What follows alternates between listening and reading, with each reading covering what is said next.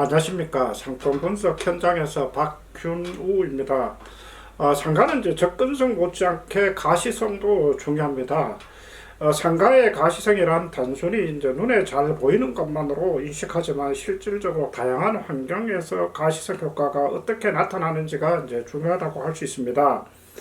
이런 영향으로 프랜차이즈 업체에서는 점포의 가맹 조건을 따질 때 단순히 점포의 면적뿐만 아니라 층별 조건, 가시성을 검토하기 위해서 점포의 전면의 넓이, 그리고 도로의 전면 도로의 차선들, 그리고 주차 조건들, 점포의 전반적인 컨디션을 폭넓게 따져서 가맹점의 출점을 결정한다고 합니다. 오늘은 이제 그 프랜차이즈 업체가 아니라 오늘은 이제 메디컬 상가 선택 시의 가시성의 중요성에 대한 이야기를 한번 해보려고 합니다. 상가의 가시성을 결정하는 요소는 크게 세 가지로 나눌 수가 있는데, 첫 번째는 차량을 통해서 이동하면서 나타나는 가시성들, 그리고 두 번째는 이제 보행자에 의해서 보행자가 이제 걸어가면서 보여줄 수 있는 그런 보행자에 의한 가시성, 그리고 세 번째는 건물에 의한 가시성으로 나눌 수가 있는데, 첫 번째 차량에 의한 가시성을 보면은 도심 상권에서 차량에 의한 가시성은 차량의 속도에 따라서 차이가 납니다.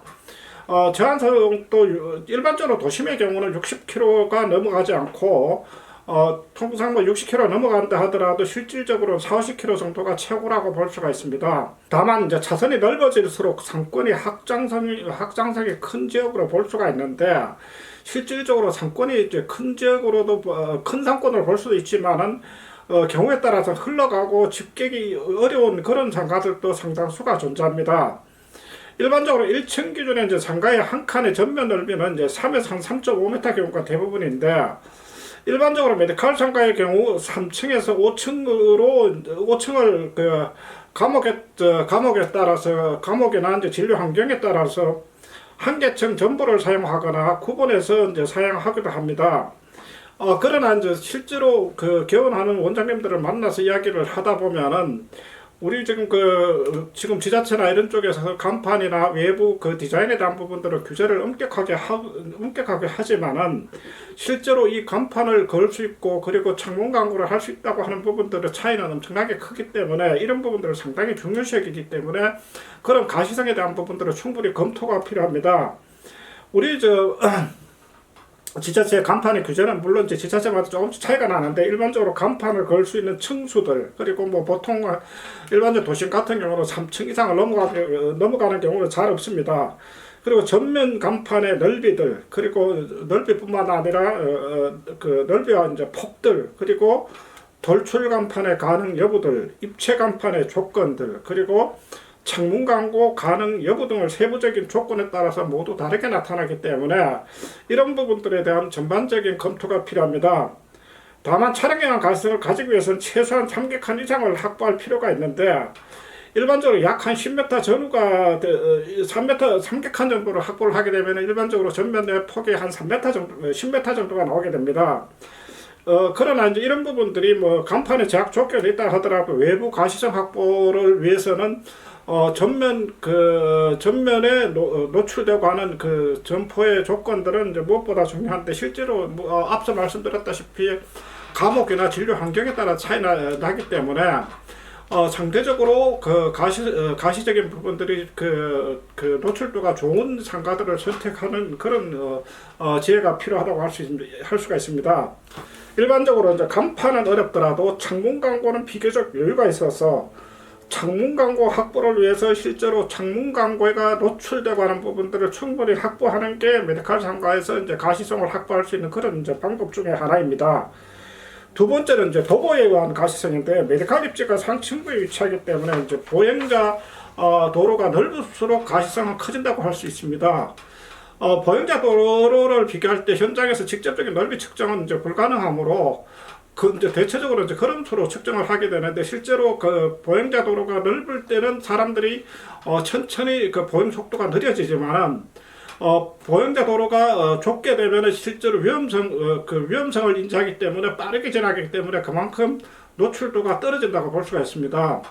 의원급의 경우는 이제 의원 환자 접근은 주로 이제 주거지나 대중교통을 이용하여 이제 그 대중교통을 도보로 이용해서 이제 접근하게 되는데, 주거지에서 이동할 때의 가시성들, 그리고 대중교통 즉 그 대중교통을 이용하는 그 정류장이나 지하철 역사를 통해서 나와서 나타나고 하는 그 도보에 의한 가시성들이 무엇보다 이제 중요하다고 할 수가 있습니다.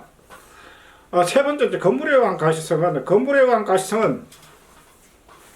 주변 건물이나 지형 지물에 의해서 가시성을 가리는 장애 요소가 있는지와 여러 층을 어떤 층을 선택하는지에 따라서 이제 차이가 납니다.